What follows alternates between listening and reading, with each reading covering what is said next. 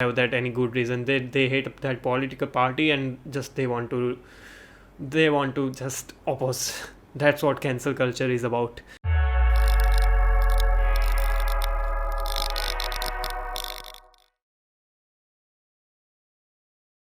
As you read the title, political architecture and relation between architecture and power.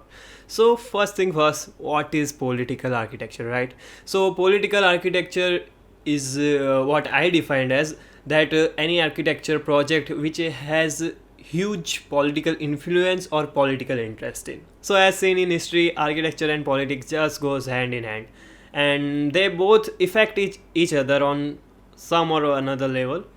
And one of the prime example of that is Bauhaus and Hitler. So about Bauhaus, so Bauhaus was one of the most influential movement in architectural history that we all know about it, and it happened at that time when Hitler and World War was thing, and it also happened in region of Hitler. So that design philosophy was that rebellious that Hitler interfered and stopped that building and stopped that movement. And, and even the founder of that movement went to America.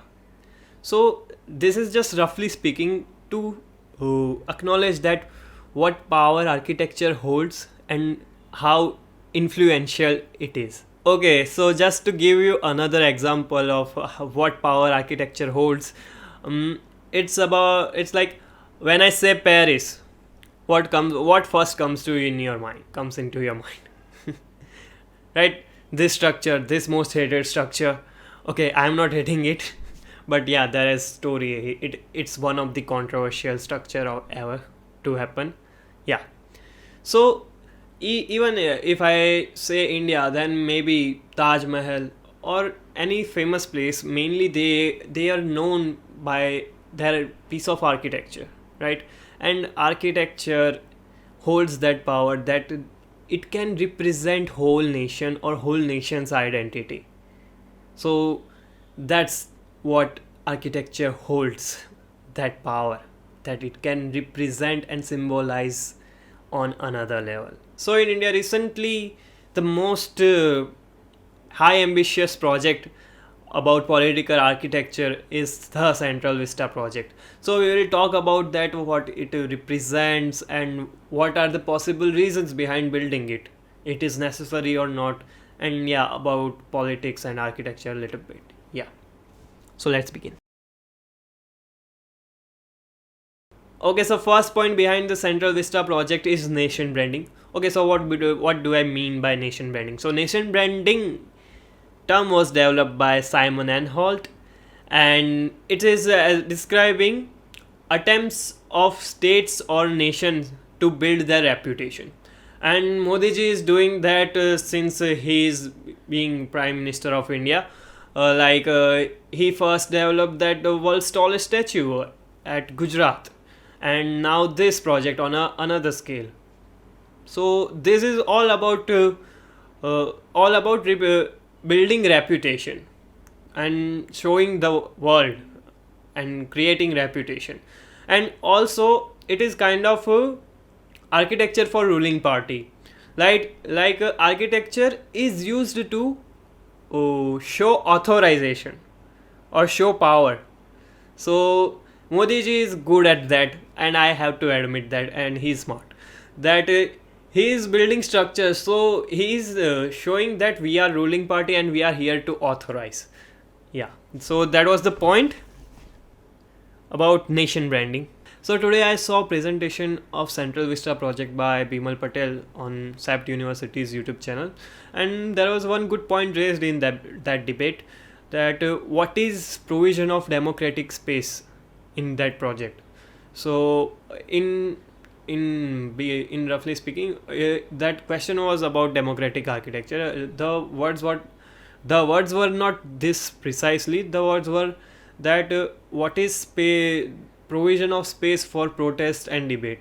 So in democracy, the debates and protests held great importance. We are now age of social media and all, but still the physical space has that great importance. And we will discuss that whole things about that presentation or that justifications Bimal Patel give about project, and discuss does it justify and what is what it symbolizes or what it wants to represent in next video. But yeah, and so whole debate was going on about this project, that this project wasn't indeed, this project doesn't need, we don't need this project and all. But sincerely I believe that this project was indeed, cause you can't produce clear results when you are consuming clutter all day. And when we'll run through that presentation, it will clearly clear all doubts. The thing about cancel culture is like they just want to cancel everything, that they don't want to know reasons behind it. And that's why a political architecture is such a headache. And this type of projects get so many backlashes, and just due to politics. Many reasons are just like they want to resist project or oppose the project just because they want to oppose. They don't have that any good reason. They hate that political party and just they want to just oppose. That's what cancel culture is about. But yeah, I'm not anti Modi or pro Modi or anything. So this is it for this video. In next video we'll talk briefly about the design philosophy and the political intentions. Like there is functionalist statement that form follows function, but when you are opting political architecture, then form follows value. And how Bimal Patel has used that concept and how he gave justification to his design, we will discuss through that all thing in next video. If you get any value out of this video, then like, share, comment, subscribe, and do that all that things. And yes, I want to be regular, and I am expecting that I should upload every Wednesday. That's what I am thinking about, but let's see what happens, because you know how architecture life is. Yeah, man. Okay, bye.